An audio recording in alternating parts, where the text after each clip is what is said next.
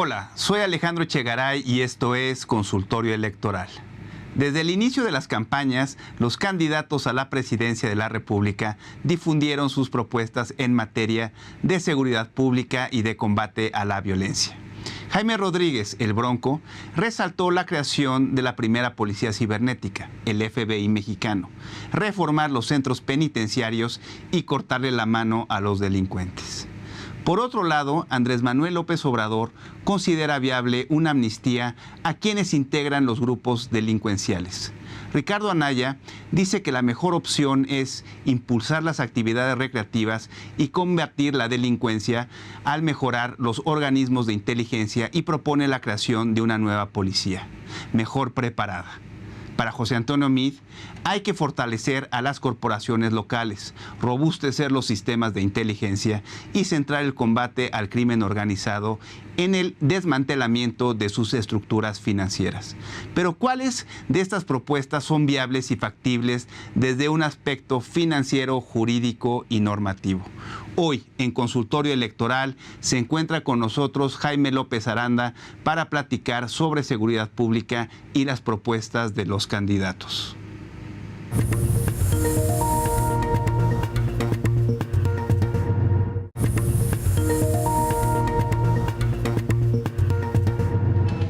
Estoy con Jaime López Aranda, experto, consultor en seguridad y justicia.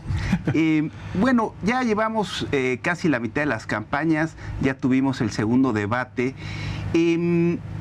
Lo que se ve en las encuestas, o las encuestas que tengo oportunidad de revisar, es que cuando a la gente se le pregunta cuál es el problema más grave que enfrenta el país, abrumadoramente responde seguridad, ¿no? Ahora, no vemos que los candidatos o necesariamente hayan tomado esa bandera seriamente o recurrentemente. No lo han abordado de manera tangencial. También dime si no es cierto. Sí, por supuesto. Sí. ¿Tú qué? Digo, hemos visto, por ejemplo, desde ocurrencias como la de Jaime Rodríguez, el Bronco, de vamos a mocharnos la mano todos. Vamos a empezar a tronchar manos, hasta, cosas más serias de como sacar y volver a formar la Secretaría de Seguridad Ciudadana, ¿no? Sacarlo de Gobernación, profesionalizar policías, un poco más políticas públicas de largo aliento. En general, ¿tú qué opinas sobre las políticas públicas que proponen los candidatos en materia de seguridad? Déjame tomar algo primero, Alex. Gracias por invitarme. Al contrario, gracias por estar aquí. Gracias. Lo primero que decías es muy interesante. O sea, si tú preguntas, si en cualquier encuesta que tú veas, seguridad aparece, si no en el primer lugar, aparece en el segundo, máximo en el tercero. Todo tipo de encuestas, todo tipo de encuestadores. Bueno, ya en el tercero no sea relevante, pero vaya, las que yo he visto, sí, abrumadoramente están en el pero casi la mitad de los encuestados dicen el problema más grave que enfrenta México es seguridad. Y lo han dicho desde hace 25 años. Claro, no es nuevo pero no solamente el problema de la inseguridad y la violencia en el país. Coincido contigo. Pero ahí es donde va justamente el tema. Cormac McCarthy escribió un libro que se llama Blood Meridian hace varias décadas. Exactamente, pero ahí es donde viene justamente el truco. Y creo que eso es lo que explica lo que estás observando en las campañas, o lo que más bien no estamos observando en las campañas. El problema es que cuando tú preguntas en una encuesta y dices, el problema es seguridad, es un concepto grande, paraguas, que engloba muchos tipos de riesgos y muchos tipos de problemas que no se parecen entre sí. La mayor parte de la gente, tú ves, por ejemplo, la encuesta de victimización de INEGI, el ENVIPE, que es un gran instrumento que todo el mundo debería consultar. De acuerdo. El ENVIPE viene muy desagregado a qué de hecho le tiene miedo a la gente. Y lo que encuentras es que la gente lo que le tiene miedo es a que la asalten en la calle, que la lastimen físicamente en la calle, que le quiten las joyas, que le hagan algo a sus hijos. Tienes toda la razón, pero también depende de la región. Es decir, en la zona conurbada de la Ciudad de México, también en colindancia con el Estado de México, el problema de seguridad es el problema del transporte público. Es clarísimo, ¿no? Sí, y también inseguridad en la vía pública, ¿no? La gente tiene miedo a que la asalten en la vía pública. Pero me imagino que hay otros estados, no sé, los estados fronterizos, estados como Guerrero, que enfrentan otro tipo de inseguridad, otro tipo de problemática. Uno pensaría eso, pero la variación no es tan grande. Ya. El delito más extendido en el país es el robo, en todos los estados, independientemente de si están en llamas o no, si son fallidos o no, si están en las noticias o no. El robo y la violencia asociada al robo es un problema en todo el país, todo el tiempo. Transporte público específicamente entre el Estado de México, y la Ciudad de México. De acuerdo, eso es como muy específico. Pero cajeros automáticos en todo el país.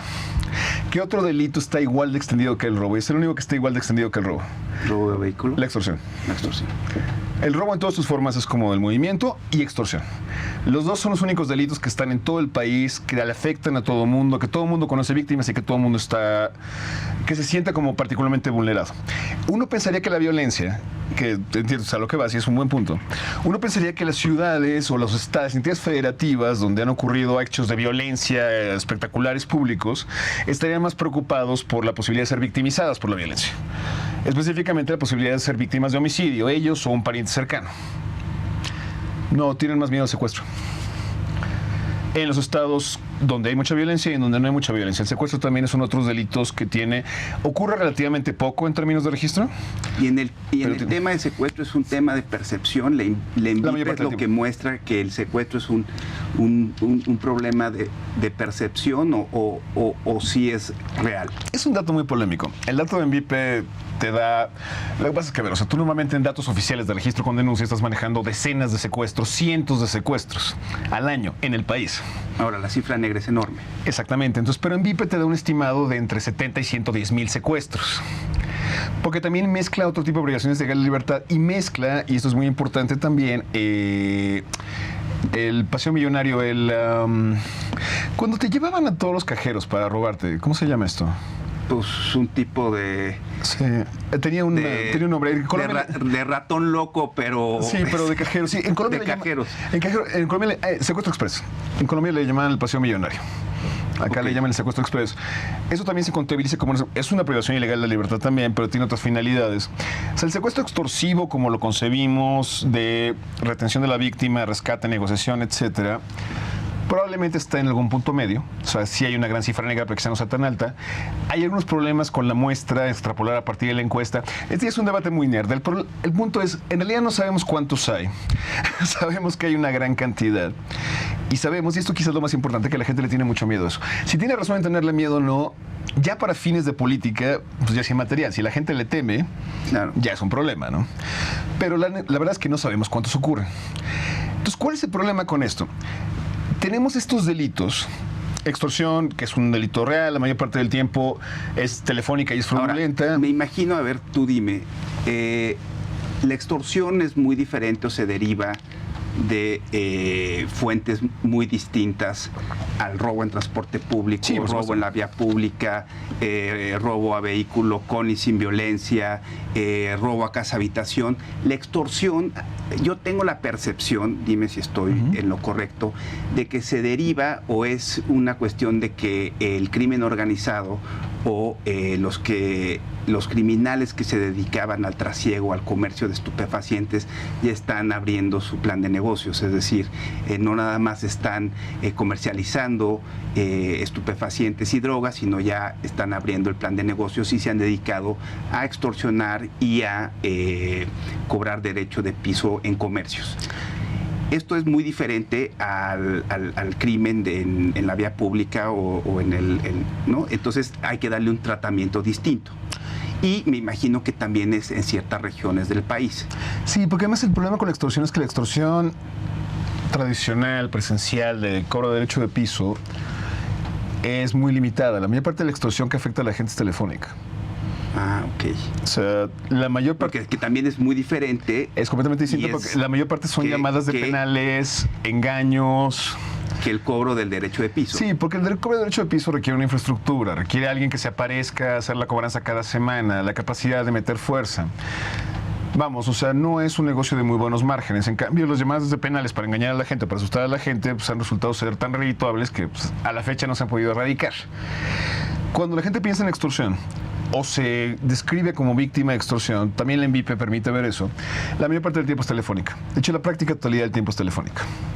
Ya, de acuerdo. Entonces, tú como lector de este tipo de estudios y análisis, uno de ellos la ENVIPE, ¿qué diagnóstico podrías hacer en materia de propuestas de política pública en materia de seguridad? Es decir, ¿los candidatos también leyeron la ENVIPE o su staff de asesores? Yo creo que no. No, yo creo que no, porque si lo hubieran hecho algo más ajustado. Aquí están pasando tres cosas. La primera, cuando pensamos en seguridad estamos pensando todos en homicidio. La crisis del homicidio que empezó en 2008, esta duplicación, casi triplicación de los homicidios entre 2008 y 2011, ha marcado la discusión pública. Pero la discusión pública no es la discusión de campañas, no es la discusión de los electores. Claro. Ahora, entonces, el alza de homicidios es un proxy de ¿qué? ¿Qué está sucediendo en el país? ese es justamente el debate. Hay un cierto nivel de polémica con mis colegas.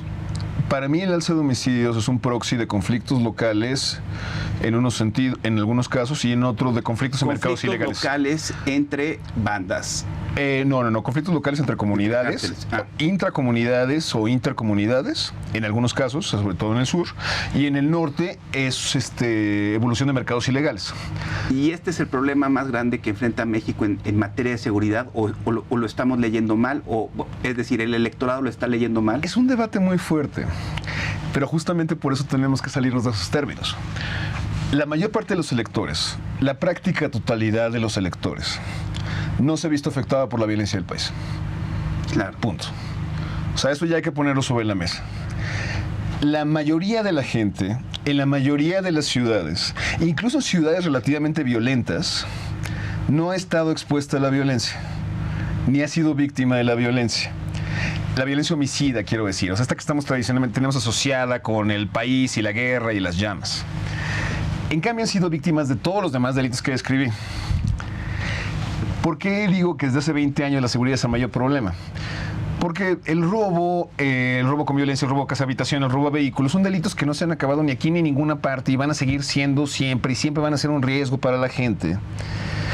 Ahora, por ejemplo, hay nuevas variedades como fraude cibernético, por ejemplo. Te pueden robar muchísimo más de tu tarjeta de débito, de tu cuenta de banco, de lo que pueden saltarte en la calle, con mucho menos riesgo, pues, además.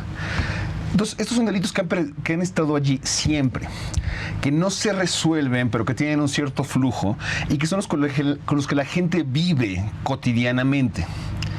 La crisis del secuestro que precedió la del homicidio, porque recordemos que en 2008, cuando ya se estaba disparando, nadie hablaba del homicidio todavía. No recuerden probablemente, casi no lo recuerdo, el Acuerdo Nacional por la Seguridad, la Justicia y la Legalidad, el último gran acuerdo marco entre sociedad, gobierno, medios, la iglesia. ¿Sabes cuántas veces está la palabra homicidio en el Acuerdo Nacional por la Seguridad, la Justicia y la Legalidad? 0. Se firma a mediados de 2008, cosa cuando la crisis ya estaba acelerando. Extorsión y secuestro se mencionan muchísimo. No empezamos a hablar en realidad de homicidio como problema, como indicador, hasta 2011. Esta administración ya heredó ese indicador. Primero trató de enterrarlo, luego cuando vio que las tendencias eran como razonables, trató de resucitarlo, luego otra vez las tendencias se le fueron al cielo, entonces trató de volverlo a enterrar. Pero se volvió una discusión que tiene su propia lógica, que tiene su propia importancia. Bueno, que es necesario, el homicidio es un problema, no importa cómo lo veamos. Pero no tiene impacto electoral. No en realidad. Y si no es que deba de tenerlo o no. Esa es una pregunta que creo que podemos abordar más hacia adelante. Pero la que me decías originalmente es... ¿Qué tiene impacto electoral? Ya para irnos al corte. En este momento, absolutamente nada de seguridad tiene impacto electoral. Nada. Para las presidenciales, no hay ningún tema de seguridad que le pegue a ninguno de los candidatos. O que le beneficie a alguno de los candidatos. Digamos, el electorado no va a votar a lo largo de este clivaje de seguridad. No. Va a votar a lo largo de... Economía, oportunidades sobre todo de empleo, inversión, promoción de la inversión, protección de la inversión, en el caso de los que temen las políticas de Morena, por una transformación o un regreso, un pasado nostálgico del campo mexicano y en la mayor suficiencia para los que quieren votar por Morena. Eso se ve como muy fuerte. El tema de corrupción le ha pegado extraordinariamente al candidato del PRI, como tú lo sabes, como todo el mundo lo sabe. Esos han sido los temas de la campaña.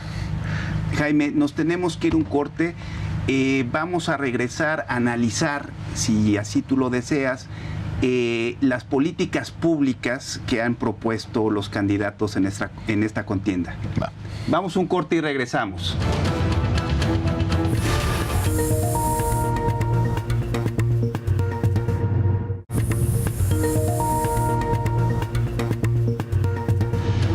Regresamos del corte, estamos aquí con Jaime López Aranda, platicando precisamente sobre el tema de seguridad.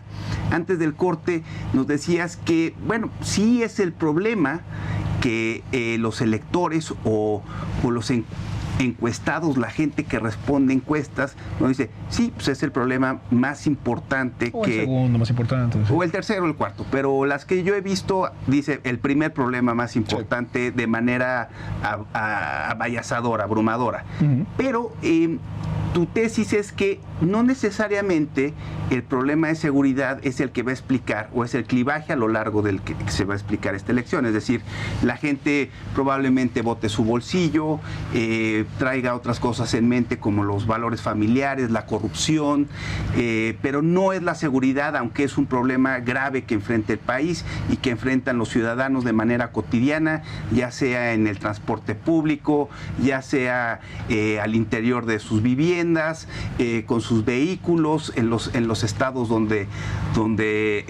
más calientitos, pues bueno, hay cobro de derecho de piso, etcétera.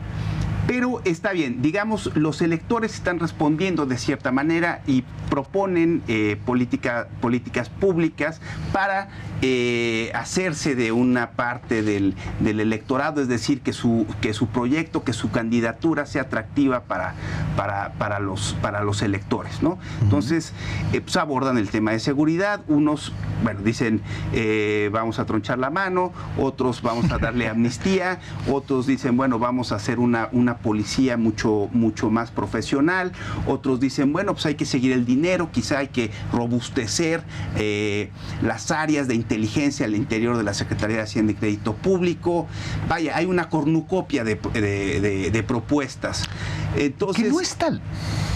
Tampoco hay propuestas. No, es que no es una cornucopia. Ni son propuestas. A ver, platícanos un poquito, por ejemplo, tú no les llamas propuestas, les llamo recapitulación de lo que está en la Ley General del Sistema Nacional de Seguridad Pública desde 2008. Todos están agarrando lo que ya está, digamos, sí. No hay nada novedoso. La amnistía, por ejemplo, no es novedosa. No, por supuesto que no, pero mira, vamos empezando primero por lo más tradicional. La amnistía es atrevida e irrelevante. Ahorita voy a explicar por qué. Es atrevida e irrelevante. E irrelevante al mismo tiempo. Es atrevida e irrelevante, simultáneamente. Yo creo que es irrelevante porque me imagino que no está en el plan de negocios de los delincuentes y de los miembros de los cárteles, pues sentarse a negociar con el gobierno. Además, no hay oferta. Su problema es el cártel de enfrente y cómo recuperar las plazas. Pero dime por qué crees que es irrelevante. A ver, no hay oferta para los cárteles. O sea, esto es muy importante aclararlo. Y es todavía más importante aclararlo, sobre todo porque es el puntero ahorita. Y es el único que de nuevo propuso algo distinto. De nuevo, no es una buena idea lo que está proponiendo. No, ni siquiera es una mala idea, es una idea muy limitada, pero cuando menos propuso algo distinto. Pero tú dices que ha propuesto más cosas, ¿cómo qué? Sí, no, a ver, lo primero que propuso, lo que sí ha propuesto el candidato, no sus gentes, no sus amanuenses, no sus interpretadores, el candidato, la propuesta que ha machacado es que todos los días se va a reunir a las 6 de la mañana y hacer una evaluación. Hacer que le den el parte de guerra del día con los militares, con la policía federal. A lo Giuliani, como fue en Nueva York. A lo Giuliani, a lo Calderón, a lo él mismo acá en la Ciudad de México, a los muchos que forman gabinete, a los muchos que forman cuartos de guerra para atender crisis. Para tener los datos para resolver el problema. Pero además tener a los responsables allí y estar tomando decisiones y acciones. Este es un modelo en el que lo que está proponiendo el candidato López Obrador es idéntico a lo que han hecho sus predecesores. Quizá no por las 6 de la mañana, eso ya es un poquito más como su toque personal, supongo, pero la idea de reunirse con el gabinete de seguridad todo el tiempo para estar tomando decisiones tácticas, bueno, eso es una buena idea. Pero es algo que se ha venido haciendo todo el tiempo. No es novedoso. En ninguna forma. Todo presidente se reúne con su gabinete de seguridad frecuentemente. Bueno, pero no todos los días a las 6 de la mañana evaluar, a ver, ¿cuántos robos hubo la semana Exacto. pasada? 16. Ah, bueno, pues esta hay 20. Y por eso... You're fired. Y por eso es una de las peores ideas en la historia. Claro. Es una de las peores ideas en la historia porque entonces cada día alguien va a tener que traer resultados o te van a correr. Ah, bueno. En seguridad pública nada se resuelve en un día a otro. De acuerdo. En eso sí, claro. O sea, llevamos años, décadas literales, donde el éxito de la estrategia consiste en cómo se movió el indicador de homicidios, o el fracaso de la estrategia, y cuánta gente aparece y cuánta gente presentan amarrada allí junto con cuánta droga. Y luego nos sorprendemos de que nada se haya cambiado en 25 años.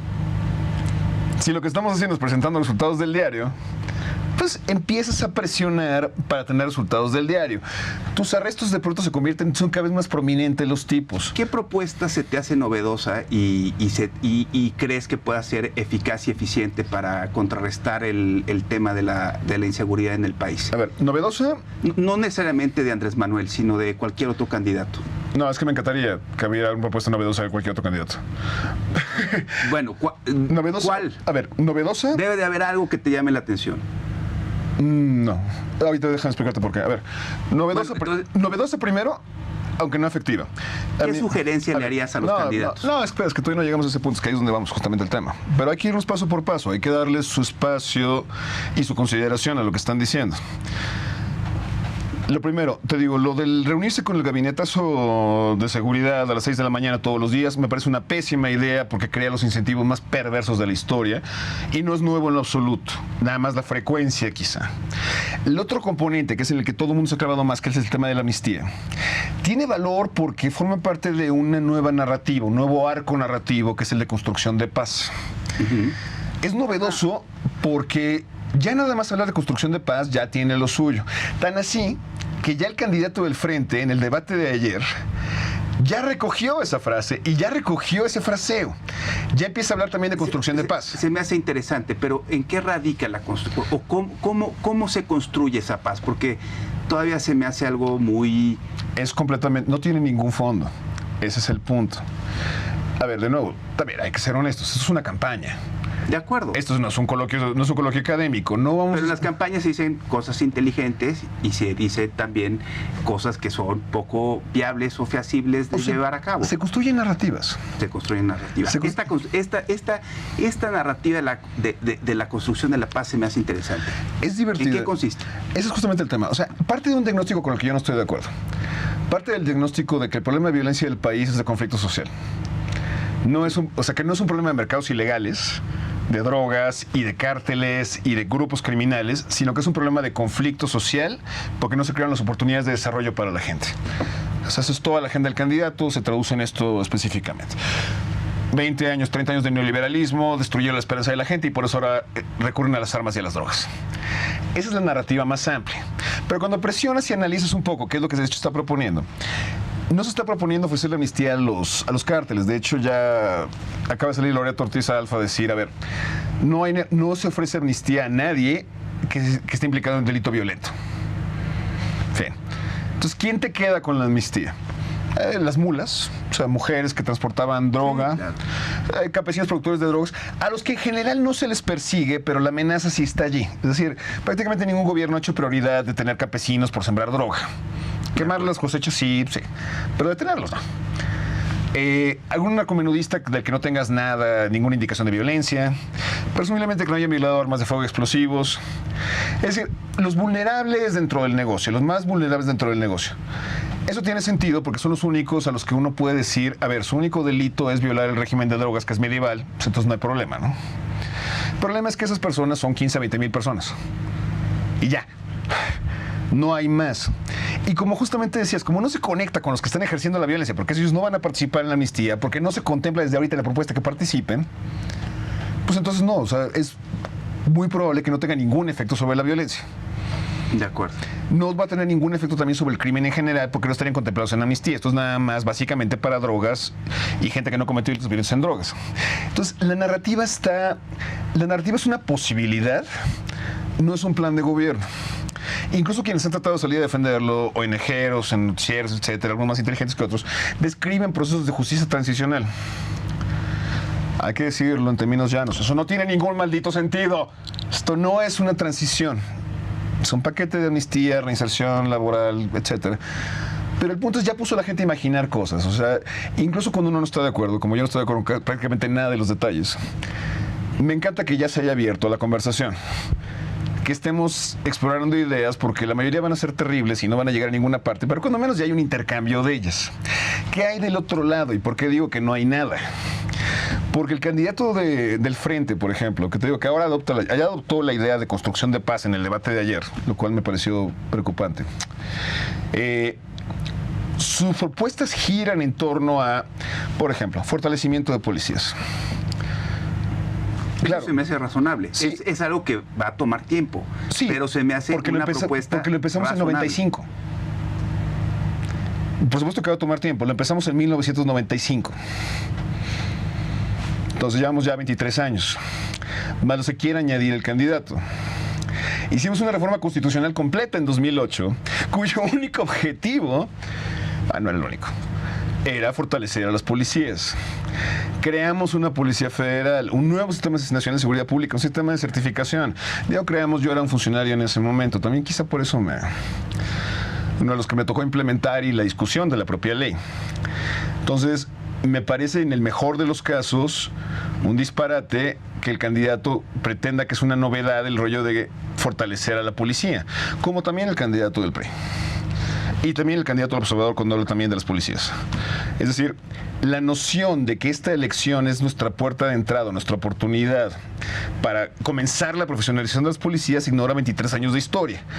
Más en realidad, pero 23 es una buena fecha porque 95 bueno, pero si ya llevamos 2 décadas, me imagino que no ha sido, pues, vaya, ha fracasado ese esfuerzo, aunque ya se lleven lustros haciéndolo. Fracasado es una idea interesante. ¿Qué significa que fracasó? Pues digo, significa que pues tienes que hacer uso de otras fuerzas, como el ejército, para suplir las deficiencias de una... Vaya, y me imagino que este es un tema también regional, ¿no? Es municipal. De tener que suplir las deficiencias de las policías. Es municipal, y ahí es donde viene justamente el tema, que es el otro problema de fondo de esto. Jaime, ¿qué crees? Se nos acabó el tiempo. Sí. Lamentable. Tenemos que seguir otro día. Muy bien. Muchas gracias, muy buenas noches. Nos vemos aquí mañana a la misma hora en el mismo canal.